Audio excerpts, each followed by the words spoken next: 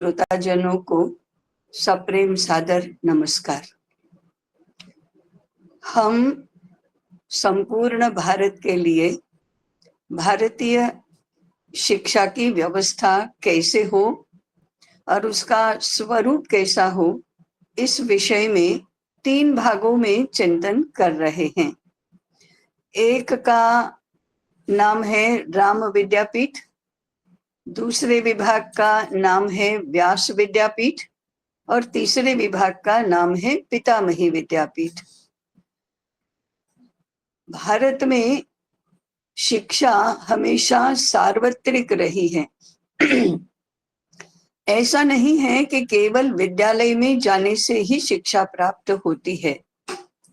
शिक्षा समाज में भी प्राप्त होती है, जीवन के हर व्यवहार में प्राप्त होती है, विद्यालय में भी प्राप्त होती है और घर में भी प्राप्त होती है। समाज में जो शिक्षा प्राप्त होती है उसका केंद्र बिंदु हमने प्रतीकात्मक रूप में मंदिर को माना है। इसलिए शिक्षा के संबंध में विचार करना है, सार्वत्रिक शिक्षा के संबंध में विचार करना है, तो हमें 3 केंद्रों का विचार एक साथ करना होगा। एक केंद्र है घर, दूसरा है विद्यालय और तीसरा है मंदिर। मंदिर में होने वाली लोक शिक्षा होती है और उसके लिए हमने नाम दिया है व्यास विद्यापीठ। विद्यालय में होने वाली शिक्षा को हमने नाम दिया है राम विद्यापीठ। जब हम विद्यालय कहते हैं तब वह प्राथमिक या माध्यमिक विद्यालय नहीं होता। जहां जहां भी शिक्षा प्राप्त होती है, जहां जहां भी हमने शिक्षा की व्यवस्था की है, वह विद्यालय के नाम से हम जानते हैं। और घर में होने वाली शिक्षा को हमने नाम दिया है पितामही विद्यापीठ।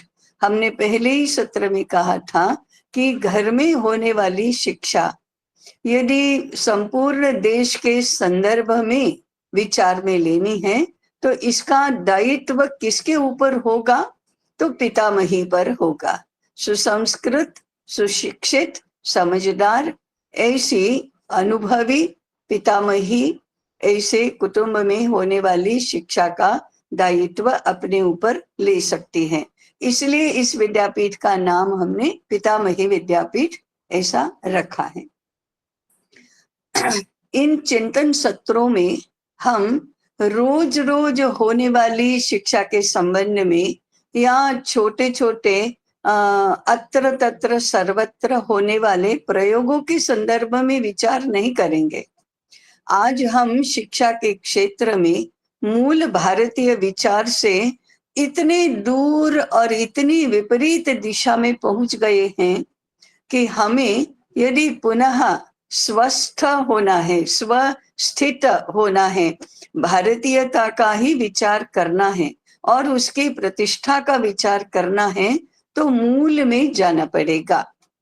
मनीषी कहते हैं कि when there is chaos everywhere, अगर सर्वत्र अराजक है, अव्यवस्था है, अनवस्था है, तो गो टू द बेसिक्स, मूल में जाओ, मूल में जाकर चिंतन करो और धीरे धीरे सर्वत्र परिष्कृति लाने का प्रयास करो। इसलिए हम इन चिंतन सत्रों में मूल में जाकर चिंतन करते हैं, मूल में जाकर विचार करते हैं। यदि कुटुंब की बात करनी है, कुटुंब में होने वाली शिक्षा की बात करनी है, तो जैसे पिछले सत्र में हमने किया था, पूर्ण समाज व्यवस्था का विचार करना होगा। और जब पूर्ण समाज व्यवस्था के संदर्भ में कुटुंब का विचार करते हैं तो 2-3 बातें ध्यान में आती हैं। ये बातें मूल की हैं। मूल की बातों का विचार करते समय हमें विश्व स्थिति का, विश्व की वैचारिक स्थिति का और उसके भारत पर होने वाले प्रभाव का विचार तो करना ही होगा। कुटुंब को लेकर 2 विचारधाराएं बहुत ही प्रमुख हैं। एक है अभारतीय विचारधारा। अभारतीय विचारधारा वैसे तो अफ्रीकन होगी तो भी अभारतीय कही जाएगी ऑस्ट्रेलियन होगी तो भी अभारतीय कही जाएगी, और रशियन होगी तो भी अभारतीय कही जाएगी। परंतु अभारतीय से प्रमुख रूप से हम समझते हैं यूरो अमेरिकी विचारधारा, पाश्चात्य विचारधारा, और भारतीय से हमें समझना चाहिए हिंदू विचारधारा, क्योंकि भारत में भी बहुत सारी विचारधाराओं का एक दूसरे के साथ गूथा जाना हम सर्वत्र देख ही रहे हैं। तो इन दो विचारधाराओं का परस्पर विरोध हमारी कुटुंब व्यवस्था में हम देख रहे हैं। जो दो मुद्दे हमें ध्यान में आते हैं वे हैं संपूर्ण समाज व्यवस्था का केंद्र बिंदु अथवा लघुतम इकाई कौन सी है, ये व्यवस्था कैसे बनी है। तो जो पश्चिम की विचारधारा है, यूरो अमेरिकी विचारधारा है, उसका दृढ़ मत है कि व्यक्ति ही समाज व्यवस्था की लघुतम इकाई है। व्यक्ति व्यक्ति व्यक्ति मिलकर ही तो समाज बना है, इसलिए ये व्यक्ति केंद्रीय विचारधारा है। यह केवल समाज व्यवस्था के लिए नहीं, संपूर्ण सृष्टि की व्यवस्था के लिए भी इनका ये विचार लागू है कि व्यक्ति केंद्रीय व्यवस्था है। एक एक व्यक्ति का मुख्य रूप से विचार करना चाहिए। भारतीय विचारधारा समाज व्यवस्था की मूल इकाई, लघुतम इकाई व्यक्ति को नहीं मानती है, कुटुंब को मानती है। ये इतना मूलभूत अंतर है कि बाकी सारी व्यवस्थाएं, सारे व्यवहार, सारे संदर्भ एक दूसरे से सर्वथा भिन्न और सर्वथा विपरीत हो जाते हैं। स्वतंत्रता की कल्पना, अधिकार की कल्पना, कर्तव्य की कल्पना, लाभ की कल्पना, विकास की कल्पना व्यक्ति केंद्रीय विचार में अलग होती है और कुटुंब केंद्रीय विचार में अलग होती है। इसलिए पहली बात तो ये है कि व्यक्ति केंद्रीय और कुटुंब केंद्रीय विचारधाराओं का अंतर भारत में तुरंत परिलक्षित होता है। अननोइंगली, हम जानते नहीं है इसको, हम इसका विश्लेषण करके देखते नहीं हैं, हम इसे समझने का प्रयास भी बहुत कुछ करते नहीं हैं, परंतु जो संघर्ष में दिखाई देता है, जो विपरीतता दिखाई देती है, जो समस्याएं निर्माण हुई हमें लगती हैं, जिन संकटों का सामना हम कर रहे हैं, उसके मूल में ये विचारधाराओं की भिन्नता, विचारधाराओं की विपरीतता हमारे ध्यान में आनी चाहिए। इतनी ये प्रभावी है। अब होता क्या है, कुटुंब केंद्रीय विचारधारा जो है वह आत्मीय संबंधों को मूल तत्व मानती है। आत्मीय संबंधों से ही कुटुंब बनता है, जबकि व्यक्ति केंद्रीय विचारधारा भी व्यक्ति अपना हित और सुख प्राथमिकता में रखता है। वह संबंधों का स्वरूप क्या है, दोनों में ही व्यक्ति व्यक्ति के बीच में संबंधों का स्वरूप क्या है, तो व्यक्ति केंद्रीय विचारधारा में हर व्यक्ति अपना स्वयं का हित और सुख यदि प्राथमिकता में रखती है तो फिर दूसरे का विचार कैसे करती है। वह एग्रीमेंट के संबंध होते हैं और ये आत्मीय संबंध होते हैं। अब ये तो बहुत बड़ा अंतर है। जब एग्रीमेंट के संबंध होते हैं तब क्या होता है, उससे समाज शास्त्र की सोशल कॉन्ट्रैक्ट थियरी विकसित होती है। सोशल कॉन्ट्रैक्ट थियरी माने क्या, तो एक दूसरे के साथ परस्पर व्यवहार कैसे करेंगे, व्यवहार के में कौन सी बात प्राथमिकता में आएगी। तो ये एग्रीमेंट कल्चर और आत्मीय संबंध का कल्चर, ये दो बहुत बड़े भेद हैं। क्या होता है, विश्व में अरबों की संख्या में मनुष्य तो हैं, मनुष्य के अलावा भी सृष्टि है।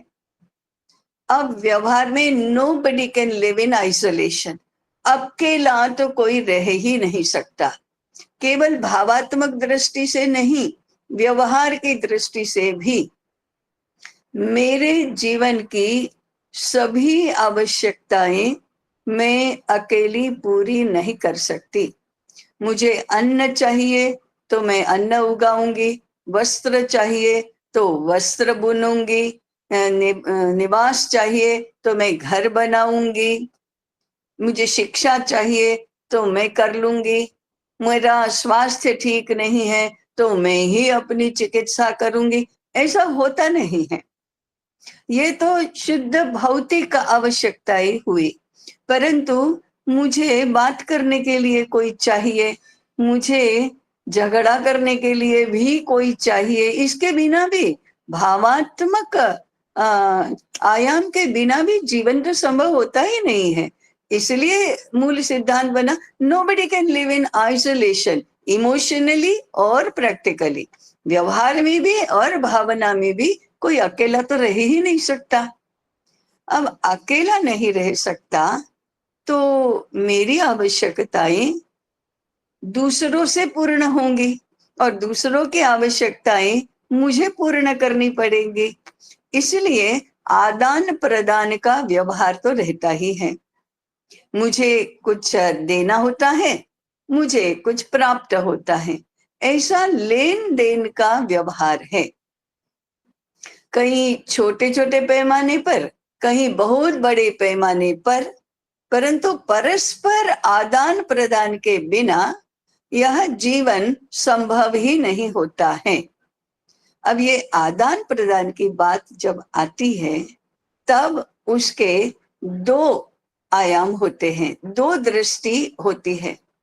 एक लेना कम देना ज्यादा, दूसरा होता है देना कम लेना अधिक। ये दो प्रकार होते हैं। अब जो व्यक्ति केंद्रीय विचार हैं उसमें हमेशा मुझे कैसे अधिक मिलेगा इसका विचार प्रमुखता में रहता है। मैं दूं क्यों, ऐसा ही विचार रहता है। लेकिन बिना दिए कुछ प्राप्त नहीं होगा तो मुझे देने के लेने के लिए भी देना तो पड़ेगा ही। तो फिर लेने और देने की गिनती होती है। मुझे मिले अधिक और देना कम पड़े। मेरी चले तो मैं न दूं, लेकिन मेरी चलेगी नहीं, इसलिए कम से कम देना और अधिक से अधिक लेना, जिसको हम फेयर डील कहते हैं, न्यायपूर्ण लेन देन कहते हैं। उसमें भी मुझे मुझे जरा भी कम नहीं मिलना चाहिए देने के देने के संदर्भ में, माने देने के अनुपात में मुझे कम नहीं मिलना चाहिए। मेरे हित की रक्षा होनी ही चाहिए, मेरे सुख की रक्षा होनी ही चाहिए। अगर मुझे लगेगा कि मुझे कम सुख मिल रहा है और ज्यादा देना पड़ता है तो मैं जरा सावध हो जाऊंगी। मैं हमेशा सावधानी पूर्वक लेन देन का व्यवहार करूंगी। इसमें से फिर लेन देन के नियम बनते हैं, लेन देन के कानून बनते हैं और फिर सबके हित की सुरक्षा हो, इस प्रकार से न्यायपूर्ण कानून बनते हैं। इसको कहते हैं सोशल कॉन्ट्रैक्ट थियरी। जब तक मेरे हित की रक्षा होती है, जब तक मुझे सुख प्राप्त होता है, जब तक मैं लेन देन के संदर्भ में घाटे में नहीं रहती, तब तक तो हमारे संबंध रहेंगे, टिकेंगे, तब तक हमारी मैत्री भी रहेगी, तब तक हमारा सौहार्द और सज्जनता भी बनी रहेगी। परंतु जिस दिन मुझे लगेगा अरे नहीं ये तो घाटे का सौदा है, अरे नहीं ये तो मेरा शोषण हो रहा है, मुझे तो देना ही देना पड़ रहा है, ज्यादा देना पड़ रहा है और कम मिलता है, तो फिर मेरा अनरेस्ट शुरू हो जाएगा, अस्वस्थता निर्माण होगी। और फिर इस अस्वस्थता का विस्तार होगा तो फिर संघर्ष होगा। और इस संघर्ष में मेरा यदि हित नहीं है, नहीं सुरक्षित रहता, तो संघर्ष होगा। इसी में से ज्यादा मिले, इसके लिए स्पर्धा निर्माण होगी। इसी को बल देने वाले कानून बनेंगे और फिर वो न्यायपूर्ण कानून बनेंगे। परंतु स्पर्धा, संघर्ष, और संघर्ष में से हिंसा, और हिंसा में से विनाश, यही गति ऐसे लेन देन के व्यवहारों की होती है। अब ये सब न हो, इसके लिए जो थियरी निर्माण हुई वह है सोशल कॉन्ट्रैक्ट थियरी। परस्पर आदान प्रदान को नियमपूर्ण, न्यायपूर्ण बनाने के लिए हम कॉन्ट्रैक्ट करते हैं। तो फिर हमारे सारे संबंध जो होते हैं वे एग्रीमेंट के संबंध होते हैं। तुम मुझे इतना दोगे, मैं तुम्हें इतना दूंगा, इसकी कीमत इतनी है, इसकी कीमत इतनी है, ये तो बहुत ज्यादा है, ये तो बहुत कम है। ऐसे व्यक्ति केंद्रीय विचार में लेने का विचार मूल रहकर फिर लेने के लिए जितना देना पड़े, जितना कम से कम देना पड़े, इस प्रकार के व्यवहारों का विकास होता है। ऐसी ही व्यवस्था होती है और इस व्यवस्था को बनाए रखने के लिए कानून होते हैं और इस आधार पर न्यायालय भी चलते हैं। कोई आश्चर्य नहीं कि ऐसे ऐसे सूत्र हैं। Marriage is an agreement.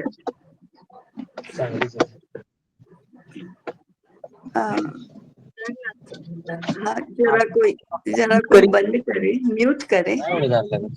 इस सोशल कॉन्ट्रैक्ट थियरी के आधार पर व्यक्ति केंद्रीय जीवन रचना बनी है।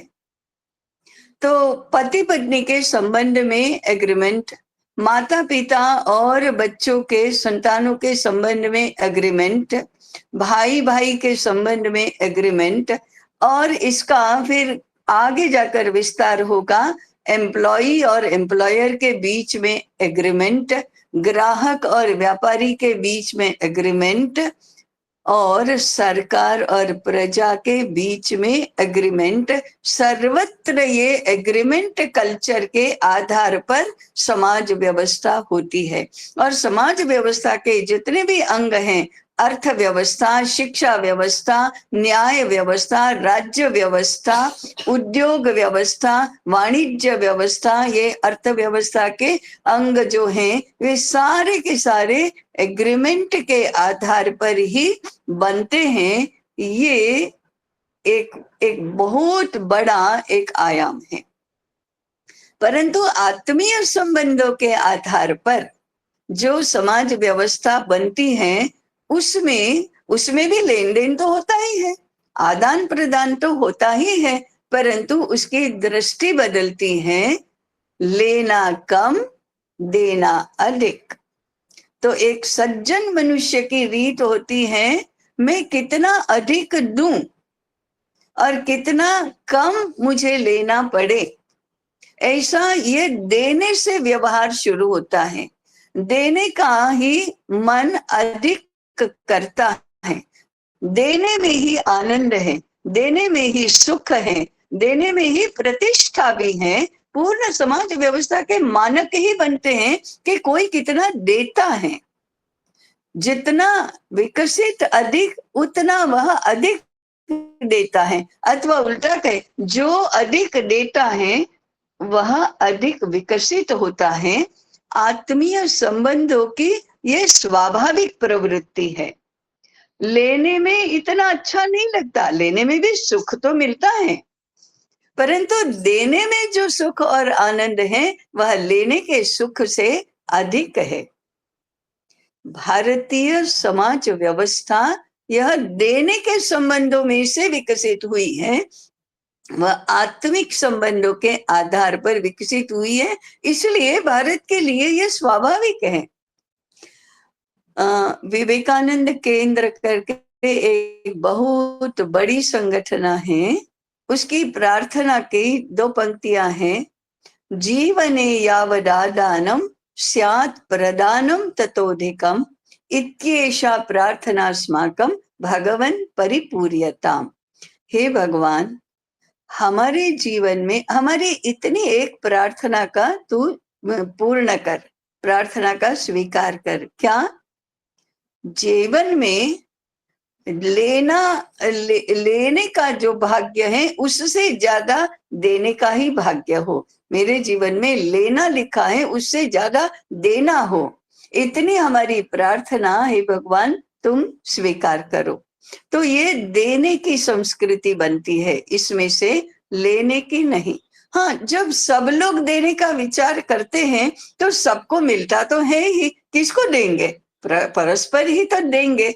परंतु देने का विचार करने से सावधानी कम रखनी पड़ती है, सुरक्षा अधिक होती है, सबके सुख की सुरक्षा हो जाती है, सबके हित की भी सुरक्षा हो जाती है, सबको अपनी अपनी चिंता नहीं करनी पड़ती। जब अपनी चिंता नहीं करनी पड़ती, बिना चिंता किए हमको जो चाहिए वो मिल जाता है, चाहिए उससे भी ज्यादा मिल जाता है, तो व्यक्ति अपने जीवन की आवश्यकताओं की पूर्ति के संदर्भ में निश्चिंत रहता है। उसको सुरक्षा के लिए कोई अपनी चिंता नहीं करनी पड़ती और विश्वास का संबंध विकसित होता है। परस्पर श्रद्धा और विश्वास के संबंध से समाज जीवन में भी निश्चिंतता और सुरक्षितता आती है। ऐसी निश्चिंतता और सुरक्षा के कारण से हाय हाय कम होती है, अपने लिए चिंता कम होती है, तो फिर क्रिएटिविटी बढ़ती है, मूल चिंतन की और प्रवृत्ति होती है, और ऐसे चिंतन में से सार्वत्रिक हित के सिद्धांत विकसित होते हैं, प्रवृत्ति विकसित होती है, अध्यात्म चिंतन की भी संभावना निर्माण होती है, जीवन के मूल प्रश्नों की ओर भी ध्यान जाता है, और उसमें से दर्शनों का विकास होता है, उसमें से चिंतन का, अध्यात्म चिंतन का विकास होता है। ये पूर्ण रूप से आत्मीय संबंधों के आधार पर जब समाज व्यवस्था विकसित होती है तब होता है। अब हमारे ध्यान में आएगा कि ये 2 विचारधाराएं कितनी भिन्न हैं। एक का उद्गम ही अलग है, दूसरे का उद्गम ही अलग है। ये जो परस्पर आत्मीय संबंधों की संकल्पना है, उसके आधार पर कुटुंब बनता है, और ये कुटुंब रचना और कुटुंब भावना समस्त समाज व्यवस्था की लघुतम इकाई तो बनती है, साथ में कुटुंब से बाहर भी प्रसारित होती हैं। इस भावना का ही विस्तार होते होते वसुधैव कुटुंबकम ऐसा संभव बनता है। ये 2 विचारधाराओं का जो अंतर है, यह भारत में आज परस्पर उलझा हुआ दिखाई देता है। युगों से हम आत्मिक संबंधों के आधार पर रचना में रहते आए हैं, हम उससे अभ्यस्त हैं, हमारे अंतस्तत्व में उसके संस्कार हैं, हमें वह अपने आप ही सही लगता है, अपने आप ही अच्छा लगता है, हमारे व्यवहार में यह परिलक्षित भी होता है। देने का आनंद हमारे यहाँ अधिक होता है। ये तो सार्वत्रिक अनुभव की बात है। घर में गृहिणी अथवा माता सबके लिए जब भोजन बनाती हैं, तब उसका मनोभाव क्या रहता है? अरे हाँ, खाने वाले को ये अच्छा लगता है, वो अच्छा लगता है, चलो आज तो इनके लिए सरप्राइज आइटम बनाएंगे, ऐसा मनोभाव रहता है। और फिर अगर कोई चीज बहुत अच्छी बनी और भोजन के लिए बैठे हुए सभी लोगों ने ज्यादा खा ली और बनाने वाले के लिए कुछ नहीं बची, तो उसका भाव क्या रहता है? अरे क्या स्वार्थी लोग हैं, मेरे लिए कुछ बचाया ही नहीं। अब ये लोग तो ऐसे ही हैं, इसलिए अब मैं जब भी बनाऊंगी तो पहले मैं खा लूंगी, बाद में इन लोगों के लिए रखूं। ऐसा व्यवहार नहीं दिखाई देता। इसके सामने कभी प्रश्न भी निर्माण नहीं होता। उसका मनोभाव होता है, अरे वाह अच्छा लगा ना, खा लो, मेरे लिए नहीं बचा तो कोई बात नहीं, मेरे नहीं खाने से और आप लोगों के खाने से जो मुझे सुख मिलता, उससे ज्यादा आपके खाने से और मेरे नहीं खाने से मिलता है। ये आत्मिक संबंधों की परिणति है, परस्पर व्यवहार का स्वरूप है।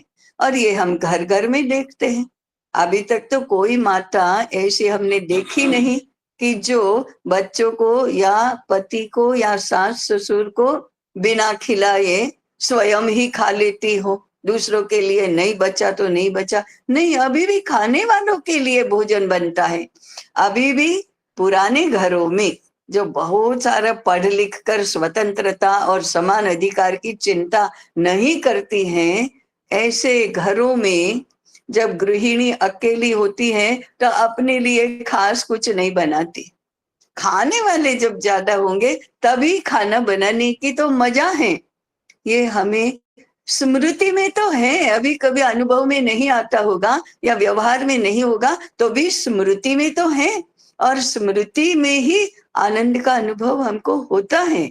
तो ये जो परस्पर व्यवहार की ये बात है, इस प्रकार के कितने माता पिता अपनी संतानों की शिक्षा के लिए अपना सुख छोड़ देते हैं, ओवरटाइम करते हैं। महंगे, भले ही महंगे विद्यालयों में शिक्षा अच्छी ना मिलती हो, तो भी ऐसा तो प्रचलन है ना कि अच्छे से अच्छे स्कूल में मेरे बालक का प्रवेश हो, और इसके लिए ज्यादा परिश्रम करना पड़ता है कमाने में, या मेरा सुख छोड़ना पड़ता है, तो छोड़ने में भी आनंद है।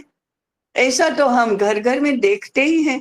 तो ये हमारी युगों से चली आई समाज व्यवस्था के कारण से स्वाभाविक प्रवृत्ति है। परंतु इसके ऊपर जो थोपा गया है 200-400 वर्षों से, वह है व्यक्ति केंद्रीय विचार की व्यवस्था और कानून। भारत में विवाह संस्कार है, परंतु आज भी भारत में विवाह एग्रीमेंट है, कानून से वह एग्रीमेंट है। इसके कारण से ये व्यक्ति केंद्रीय विचार से दो पीढ़ियां परस्पर कैसा विचार करती हैं, साथ में नहीं रहती। वो स्वतंत्रता का विचार, व्यक्ति का विचार तो माता पिता भी विचार करते हैं। हाँ, बच्चों को अपनी रुचि होती है, उनकी स्वतंत्रता है अपना करियर निश्चित करने की। उसके लिए हमें छोड़कर जाना पड़े तो वो जा सकते हैं, क्योंकि उनको उनका अपना जीवन है।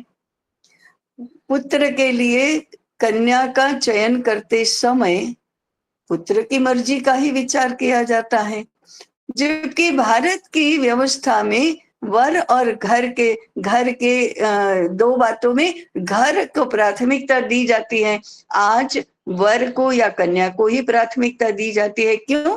व्यक्ति का अधिकार है, व्यक्ति की स्वतंत्रता है, व्यक्ति की अपनी विकास की कल्पना है, व्यक्ति का अपना करियर है। और अच्छे माता पिता भी सोचते हैं, हाँ, उनके विकास के आड़े हमें नहीं आना चाहिए। उनको यूएस जाना है तो जाने दो, उनको भारत में ही घर छोड़कर दूर दूर जाना है तो जाने दो, हम क्या है, हम तो अपना कर लेंगे। और हमारी हमारी परेशानी के कारण से उनके विकास में बाधा नहीं आनी चाहिए। हाँ, ये विचार तो अच्छा ही है, भावना तो अच्छी है, परंतु इससे क्या होता है, दो पीढ़ियां साथ में नहीं रहती तो धर्म संस्कृति की जो पिता पुत्र परंपरा से आगे चलने वाला प्रवाह है वो खंडित होता है। ये विचार भी नहीं आता, क्योंकि व्यक्ति केंद्रीय जीवन रचना समाज का विचार नहीं करती, धर्म संस्कृति का विचार नहीं करती, ये सब सुश्लिष्ट रचना बनी कैसे रहेगी, उसमें हमारा क्या योगदान होना चाहिए, हमारा क्या दायित्व बनता है, इसका विचार नहीं करती। मैं क्यों विचार करूं, मुझे क्या मिलता है उसमें से, मुझे जिसमें से कुछ मिलता हो उसका मैं विचार करूंगा, नहीं तो मैं विचार क्यों करूं। ऐसे दो पीढ़ियां साथ में नहीं रहती। और सुशिक्षित माता पिता, सुसंस्कृत माता पिता, प्रेम करने वाले माता पिता भी ऐसा ही सोचते हैं कि हम उनके विकास में आड़े क्यों आए। और नई पीढ़ी भी सोचती है, हाँ हमारा जीवन है, माता पिता का जीवन उनका अपना जीवन है। आज पेंशन लेने वाले सुखी माता पिता, वृद्ध माता पिता अपनी बच्चों से स्वतंत्र रहना चाहते हैं। स्वतंत्रता की कल्पना का विस्तार यहाँ तक हुआ है। और ये पुत्र का घर, ये पिता का घर, ऐसे दो घर होते हैं, दोनों का बल्कि एक ही घर होना चाहिए। परंतु ये घर और वो घर, पुत्र के घर में रहना, पिता के घर में रहना, हाँ पिता के घर में रहना और पुत्र के घर में रहना, ये हमारी व्यवस्था भी थी। जब गृहस्वामी पिता होता था तब पुत्र भले ही विवाहित हो तो भी पिता के घर में रहता था। गृहस्वामी जब पुत्र होता था तब वानप्रस्थ पिता और माता पुत्र के घर में रहते थे, परंतु दोनों का घर तो एक ही होता था। तो ये व्यवस्थाओं को देखने समझने की दृष्टि ही बदल जाती है।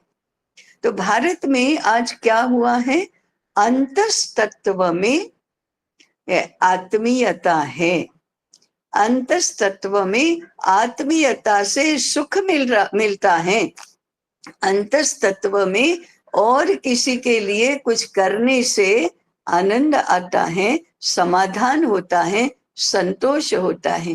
किसी के लिए कुछ किया तो अंदर से तो सुख ही मिलता है, परंतु बाहर के व्यवस्थाओं के दबाव से हमारा अंतस्तत्व जब दब जाता है तब मैं क्यों करूं, मेरा ही काम है क्या, मुझे क्यों तुम्हारे लिए करना चाहिए, मुझे क्यों सबकी चिंता करनी चाहिए। अपना अपना हित देखो, सब कोई अपना अपना हित देखो।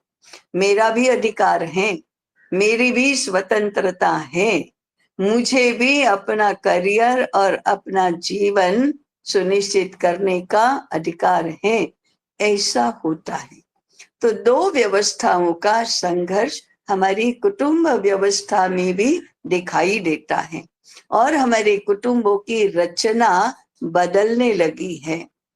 2-3 पीढ़ियों से ये प्रक्रिया चल रही है। ऐसा बदल होते जाने से ये संघर्ष निरंतर चलता रहता है, कभी ये कभी वो, ऐसा होता है। परंतु भारत की भी अधिकृत व्यवस्था, कानून की व्यवस्था, सामाजिक व्यवस्था, सार्वजनिक व्यवस्था आज व्यक्ति केंद्रीय जीवन रचना को ही आधार मानकर चलती है। भारत में अभारतीय विचारधारा का यह सिद्धांत लागू है। शिक्षा के माध्यम से यही सिखाया जाता है, अर्थव्यवस्था में यही सिद्धांत लागू है, राज्य व्यवस्था में यही सिद्धांत लागू है, परस्पर व्यवहार में भी यह रिफ्लेक्ट होता है, यह प्रतिबिंबित होता है। धीरे धीरे हमारा मानस ऐसा बदलता जा रहा है। इसको भी 2-3-4 पीढ़ियां ज्यादा ही हो जाने के बाद भी, जब से हमारी शिक्षा व्यवस्था बदली है, ये अधिक प्रभावी हो रहा है। तो शिक्षा व्यवस्था बदली तो 10 पीढ़ियां हुई, 10 पीढ़ियों में धीरे धीरे ये बाह्य और आंतरिक परिवर्तन होता रहा है। पूर्ण रूप से परिवर्तन नहीं हुआ है, ये तो हमारा अनुभव है। इसीलिए तो समाज में सेवा की संकल्पना है, इसीलिए तो दान की संकल्पना है। दान को जब चैरिटी नहीं कहते हैं तब दान दान करने वाले के पुण्य के लिए होता है। चैरिटी होता है तब परोपकार के लिए होता है। तो लेने वाला थोड़ा हीन हो जाता है। जब पुण्य के लिए देते हैं तो लेने वाला देने वाले पर उपकार करता है। तो जब दान दान होता है तब तो भारतीय विचार होता है, लेकिन दान जब चैरिटी होता है तो वह अभारतीय विचार होता है। तो जहां हम अंग्रेजी शब्दों के माध्यम से हमारे शब्दों के अर्थ करने लगते हैं, अंग्रेजी अर्थ के माध्यम से जब हमारे व्यवहारों की चर्चा करने लगते हैं, तब भारतीय अंतस्तत्व पर अभारतीय विचार थोपा जा रहा है। इसका यह बात ध्यान में आती है। तो आज ये हमारे पूर्वजों की तपस्या के परिणाम स्वरूप और श्रेष्ठ बुद्धिमत्ता के द्वारा की गई व्यवस्थाओं के प्रभाव के फल स्वरूप आज भारतीय विचार, भारतीय भावना, भारतीय व्यवस्थाएं अंदर अंदर अंदर तो जीवित हैं, वे मर नहीं गई। परंतु पाश्चात्य विचार का प्रभाव इतना अधिक है, बाहरी प्रभाव इतना अधिक है कि हमारा बाह्य जीवन तो उसके अनुसार ही चलता है। इस कारण से ये द्वंद्व दिखाई देता है। इस कारण से ये दोहरी व्यवस्थाओं का अनजाना संघर्ष दिखाई देता है। हम इसको जान नहीं पाते, ऐसा क्यों हो रहा है ऐसा हमें पता नहीं चलता। लेकिन हम कहते अरे आज का क्या जमाना है, कोई किसी का नहीं है, कोई विश्वास पात्र नहीं है, और अविश्वास के आधार पर ही सारी व्यवस्था करो, अविश्वास के आधार पर और अपने अपने हित की चिंता करके सारी व्यवस्थाएं करो। क्या जमाना आया है, ऐसा हमारा उद्गार रहता है। तो इस जमाने का जमाने की हम जो बात करते हैं वो पश्चिम का विचार हमारे ऊपर इस प्रकार से थोपा गया है, इसका परिणाम है। तो हमें यदि अपनी समाज व्यवस्था को अपने मूल तत्वों पर आधारित करना है तो इस बात को हमें ध्यान में रखना पड़ेगा कि संपूर्ण समाज व्यवस्था, सारे सामाजिक संबंध आत्मीयता के आधार पर ही बनेंगे, और इसलिए कुटुंब एक इकाई बनेगा। कुटुंब हमारे यहाँ हजारों वर्षों से प्रचलन रहा। हमारा अर्थार्जन का व्यवसाय कुटुंब का होता है, व्यक्ति का नहीं। यहाँ तक कि जो चाकरी और नौकरी करते हैं वो भी कुटुंब का विचार बनता है। कभी हम देखते थे ना, अभी कुछ वर्षों पूर्व तक, कि हमारे यहाँ जो झाड़ू पोछा लगाने के लिए या बर्तन कपड़े करने के लिए भी कोई आती थी महिला, तो स्वयं नहीं आ सकती थी तो अपनी बेटी को भेजते थे या अपनी पुत्रवधू को भेजती थी, अथवा दोनों साथ में, माँ को सहायता करनी, उसकी बेटी भी साथ में आती थी। इंडिविजुअल नहीं था, उसका दायित्व था कि स्वयं नहीं तो स्वयं की बेटी या बहन आएगी। ये क्या है, परिवार का दायित्व बनता है। तो हमारी अर्थव्यवस्था में कुटुंब का ही व्यवसाय होता था सारा। राज्य भी ऐसे ही चलता था। विरासत में मंत्री पद मिलता था, विरासत में राजा तो बना ही जाता था, विरासत में व्यवसाय मिलते थे। तो अर्थव्यवस्था कुटुंबगत होती थी, सामाजिक संबंध कुटुंबगत होते थे। ये तो मैंने अभी कहा कि हमारी पुत्री देना है तो घर देखो, वर बाद में देखो, ये होता था, क्योंकि वो घर में जाने वाली है। आज क्या विचार करते हैं, अरे इसका संबंध अपने पति के साथ है ना, घर वाले थोड़े इधर उधर हुए तो चलेगा, पति अच्छा होना चाहिए। तो ये हमें पुनः संबंधों के मूल तत्वों पर विचार करना पड़ेगा, और पहले आत्मीयता के संबंधों का आधार बनाना होगा, और उस आत्मीयता के संबंधों के आधार पर कुटुंब व्यवहार कैसा होगा ये पहले जानना पड़ेगा।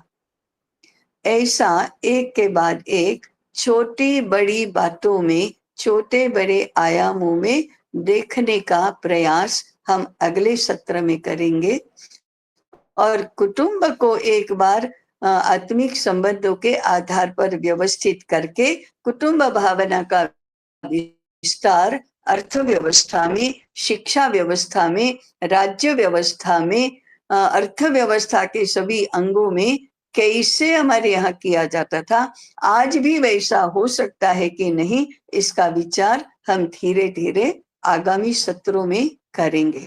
आज मैंने केवल एक मुद्दे पर, जो सबसे महत्वपूर्ण था, व्यक्ति केंद्री और कुटुंब केंद्री, कॉन्ट्रैक्ट थियरी और आत्मिक संबंधों की थियरी, इन दोनों का दूरगामी और व्यापक ऐसा प्रभाव कैसे होता है, और ऐसा होगा भारत में भारत की विचारधारा, पश्चिम में की विचारधारा, ऐसा यदि बाइफर्केशन होता तो कोई चिंता की बात नहीं थी कि भी अपनी विचारधारा के अनुसार तुम जियो, अपनी विचारधारा के अनुसार हम जिएंगे, तो भी कोई बात नहीं थी। भारत में अभारतीय विचारधारा का प्रभाव है, इसलिए इतनी घालमेल है, इसलिए इतना द्वंद्व है। इस द्वंद्व को, इस संघर्ष को समाप्त करके भारतीय विचार के आधार पर भारतीय व्यवस्था कैसे बने, ये हमारे चिंतन का विषय है। धीरे धीरे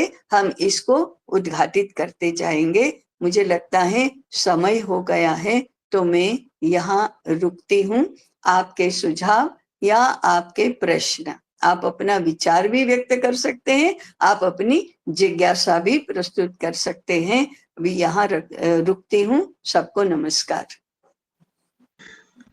प्रणाम ताई। नमस्कार। नमस्ते जी। मेरा प्रश्न है कि हमारे जो हमने पढ़ाई किया है उसमें लिखा है कि अपना नाम परिचय दीजिए। मेरा नाम नवनीत है, मैं अहमदाबाद से हूँ और मैं कुटुंब शिक्षा में जुड़ा हुआ हूँ जी। आज मेरा प्रश्न है कि हमने जो पढ़ाई किया उसमें लिखा है कि मनुष्य सामाजिक प्राणी है, तो ये क्या संकल्पना सही है? हाँ, मनुष्य प्राणी तो है ही। प्राणी किसको कहते हैं? जो प्राण के कारण से जीता है, अपना व्यवहार करता है, वो प्राणी है। जैसे पत्थर है, वो प्राण, उसका व्यवहार का मूल प्रेरक नहीं है, परंतु वनस्पति का, प्राणियों का और मनुष्यों का मूल व्यवहार प्राण शक्ति के कारण से होता है, इसलिए वह प्राणी है। परंतु प्राणी से भी अधिक वह मनुष्य है। मनुष्य है, अब सामाजिक है, इसका मतलब क्या है? वह समाज में ही रहता है। समाज के बिना मनुष्य रह नहीं सकता। अभी मैंने अब बताया था ना, nobody can live in isolation, अकेला नहीं रह सकता, वो सबके साथ मिलकर ही रहता है। भावात्मक दृष्टि से उसे बात करने के लिए कोई चाहिए, खेलने के लिए कोई चाहिए, साथ मिलकर काम करने के लिए कोई चाहिए, उसे उसी में आनंद आता है। अकेला अकेला किसी को अच्छा ही नहीं लगता है। तो फिर अकेला नहीं तो बाकी सारे मिलकर रहना है। जब एक मनुष्य, सारे मनुष्य साथ मिलकर रहते हैं तो संबंध का आधार बनता है। तो ये साथ मिलकर रहना ही समाज है, और संबंधों का नाम ही समाज है। चाहे कॉन्ट्रैक्ट के संबंध हो, चाहे आत्मिक संबंध हो, लेकिन एक दूसरे के साथ संबंध तो बनते ही हैं। मित्र बनते हैं, शत्रु बनते हैं, भाई बहन बनते हैं, एम्प्लॉयर एम्प्लॉई बनते हैं, संबंध तो निर्माण होते ही हैं। इसलिए इन संबंधों के आधार पर सारे मनुष्य एक साथ जब रहते हैं, उसी को समाज बोलते हैं, उसी को समष्टि बोलते हैं। तो मनुष्य स्वभाव से ही समाज में रहने वाला प्राणी है, समाज का अंग बनकर रहने वाला प्राणी है, वो मनुष्य है। यह ऐसा विशेष प्राणी है जिसको मनुष्य कहा जाता है, तो वो सामाजिक प्राणी है। अब ये क्या है, वो प्राणी शब्द का प्रयोग हम सहसा नहीं करते, परंतु man is a social animal, इसका ये सीधा सीधा अनुवाद है, परंतु सामाजिक तो है ही। आप प्राणी उसको चाहे ना कहें, लेकिन समाज में रहने वाला ही है, इसलिए वह सामाजिक व्यक्ति है। जी धन्यवाद। जी, जी पूनम जी, आपका नाम बताइए पूर्ण और फिर प्रश्न पूछिए।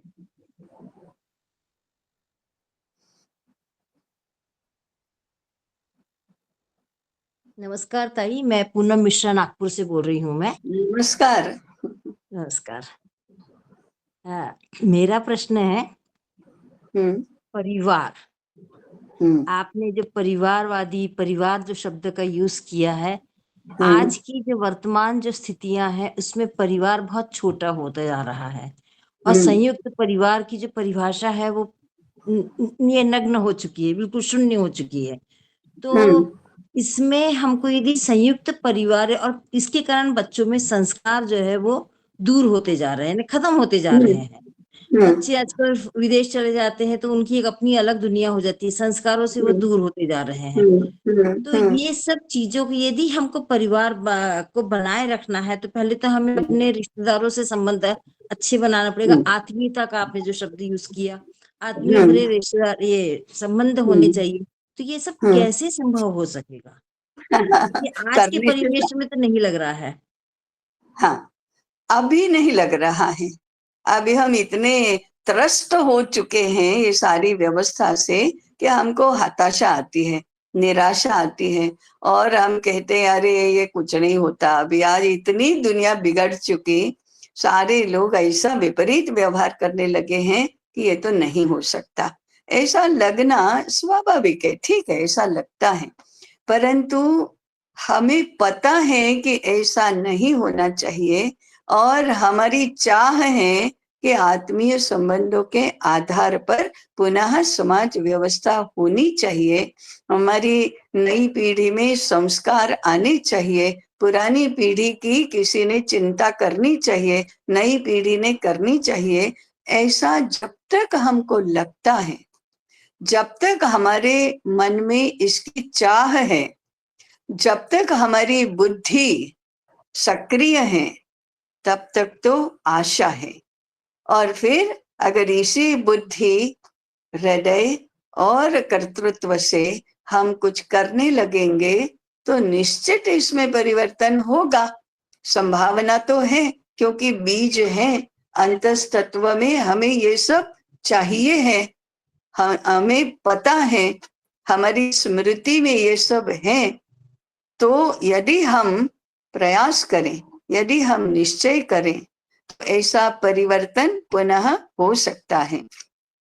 अकेले अकेले में केवल विचार ही करेंगे, केवल क्या हो रहा है इसकी चिंता ही करेंगे, तो हमारे लिए भुगतने के अलावा कुछ नहीं रहता। क्योंकि अकेले की कार्यशक्ति कल्पना में भी नहीं आती, परंतु साथ मिलकर यदि चिंतन करें, साथ मिलकर यदि योजना बनाए और साथ मिलकर यदि प्रयास करें, तो ये होगा। ये विपरीत परिस्थिति 10 पीढ़ियों में गुजर कर प्राप्त हुई है। तो अगर इससे उल्टी हमारी अपनी मूल स्थिति में आना है तो 3 पीढ़ियां तो लगेंगे। आज के आज तो कुछ नहीं हो सकता, परंतु 3-4 पीढ़ियों में यह अवश्य होगा। और इसलिए हम करने का विचार करें, का योजना बनाएं। तो ये जो चिंतन सत्र शुरू हुए हैं वो इसी का तो प्रारंभ है। अब आज के आज नहीं होगा ये ठीक है, परंतु चिंतन योजना में परिणत होगा, योजना कृति में परिणत होगी, तो पुनः सारी व्यवस्थाएं बदलेंगी। ऐसा आशावाद तो हमारे जैसे लोगों में होना चाहिए। इसलिए चिंता न करें, चिंतन करें, यही हमारे मनीषियों का हमें मार्गदर्शन रहता है। धन्यवाद ताई। जी, रक्षा जी, रक्षा जी, आप पूर्ण नाम बताकर प्रश्न पूछिए। हाँ जी, प्रणाम इंदुमती जी, ताई जी। मैं रक्षा सिंह, प्रोफेसर हूँ Indira Gandhi national tribal university Amarkantak Madhya Pradesh में। जी। मेरा एक विचार ये था कि हर मत से हम लोग, मतलब स्त्रियों को तो हम बोल रहे हैं क्योंकि उनके वजह से चेंज आता है, और लेकिन कहीं ना कहीं आप देखेंगे जो आज न्यूक्लियर फैमिली इसलिए भी हो रही है या नहीं भी हो रही, शादी के लिए लड़कियां तैयार भी नहीं होती हैं, उन्हें लगता है कि शादी के पश्चात उन पर ही दायित्व बहुत आ जाता है। मैं ये नहीं कह रही कि नहीं लेना चाहिए, लेकिन कहीं ना कहीं हम शिक्षा में हम कई जगह देख रहे हैं कि वो साथ में परस्पर खड़े हैं हमारे, लेकिन फैमिलीज में आज भी जो पुरुष है वो इतना आगे बढ़कर वो सम्मान नहीं दे रहा जो एक जमाने में स्त्रियों को मिलता था। तो इसकी शायद पारिवारिक दृष्टि से देखें तो कहीं ना कहीं वो एक अलगाव होता जा रहा है या लोग अलग होते सही बात है। जी। और हाँ। एक सोशल अवेयरनेस आप देखेंगे अभी वो कई एडवर्टीजमेंट के थ्रू, क्योंकि हम लोग जैसा आपने कहा कि हम मैसेज देते हैं समाज को, तो हाँ। मैसेज जा रहा है समाज को, धीरे धीरे शुरू हो रहा है। पर अगर ये हर प्लेटफॉर्म शुरू होगा तो शायद हर किसी को लगेगा कि परिवार मेरे लिए भी सोच रहा है, मतलब स्त्री को लगेगा तो शायद वो ज्यादा अच्छा कार्य कर पाए। तो इस दृष्टि से क्या किया जाना चाहिए? हम लोग तो कर रहे हैं, लेकिन अगर हर कोई यह विचारधारा लेके आएगा तो शायद चेंज देखें। सही बात है। जितना इन चिंतन सत्रों का प्रसार होगा, अन्य लोगों को भी पता चलेगा, तो वे भी करने के लिए उद्युक्त होंगे। आपने जो अभी पुरुषों की और स्त्रियों की बात बताई, तो मुझे लगता है कि माता पुत्र के संबंध के बारे में हमें कुछ चिंतन करना चाहिए। कितने पुत्रों पर माताओं का भावात्मक अधिकार होता है? वो तो होना चाहिए, क्योंकि जन्म देने वाली माता है, तो जन्म से ही माता और पुत्र का संबंध तो बनता है और सबसे अधिक प्रभावी बनता है। तो अपने पुत्र के बारे में विश्वास पूर्वक कह सकने वाली माताएं कहाँ हैं? मैं कभी उदाहरण देती हूँ कि आज से 100 वर्ष पूर्व भारत के होनहार युवा यूरोप जाते थे, इंग्लैंड जाते थे, लॉ करने के लिए, मेडिसिन करने के लिए, और जाते थे।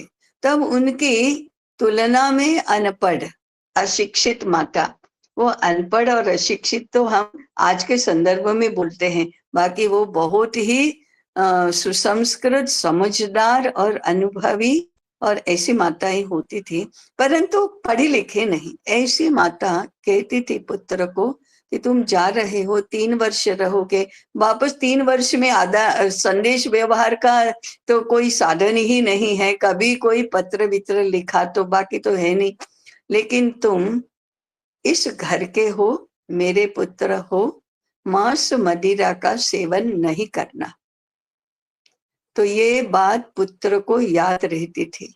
और कितने ही मित्र ऐसे होते थे यूरोपियन जो मांस मदिरा का सेवन करते थे, आग्रह भी करते थे, लेकिन वो नहीं करता था। क्यों? माँ ने कहा है मांस मदिरा का सेवन नहीं करना।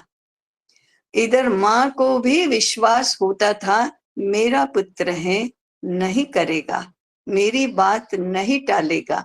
और मेरी बात टालने का सवाल ही नहीं, इस मेरे संस्कार ऐसे हैं कि वो आकर्षणों के प्रभाव में नहीं आएगा। आज कितनी माताएं अपने पुत्र के बारे में, 15 वर्ष के पुत्र के बारे में भी छाती पर हाथ रखकर कह सकेगी मेरा पुत्र है, परीक्षा में नकल नहीं करेगा, मेरा पुत्र है, किसी भी पराई लड़की के सामने कुदृष्टि नहीं करेगा। कितनी माताएं ऐसा कहने की स्थिति में हैं, और कितने पुत्र माँ ने कहा है ऐसा नहीं करूंगा, ऐसा सोचने की स्थिति में है। ये संबंधों की क्राइसिस है, और इसका प्रारंभ पुत्र से होगा या माता से होगा, इसका विचार हमको करना चाहिए। हमने कितनी लड़कियों को ऐसी माता बनने की शिक्षा दी है। हम व्यवस्था ही नहीं है। हमारी पुत्री को कभी माता भी बनना है, ऐसा विचार करके 10, 12, 15 वर्ष की शिक्षा योजना कुटुंब में, समाज में, शिक्षा संस्थाओं में होनी चाहिए, वो नहीं हो रही है। प्राइमरीली कुटुंबों में नहीं हो रही है। परिणाम कहाँ है? माता पुत्र का संबंध आहत होता है, उसके ऊपर ही आघात होता है। इसका हम दोष किसके ऊपर डालेंगे? जमाना खराब हो गया है, उसके ऊपर डालेंगे। तो ये मेरे हिसाब से ये विचार करने की, चिंतन करने की बात तो है कि हम क्या करें, कैसे इन संबंधों को सुदृढ़ बनाएं। तो ऐसा मुझे लगता है आगे चलकर हमको सभी संबंधों के बारे में पुनः विचार, भारतीय परंपरा के परिप्रेक्ष्य में पुनर्विचार करना होगा। आज के संदर्भ तो संकट निर्माण करने वाले हैं, समस्याएं सारी उन्हीं में से तो निर्माण हुई है। इसलिए हमारा मूल आधार क्या है, इसके ऊपर जाकर हमें विचार करना होगा। जी रक्षा जी। जी जी, अभी 7 बज गए, अभी सत्र पूर्ण करेंगे। कल्याण मंत्र के बाद केवल 3 लोग रुकेंगे, हसुमती बेन सहायता,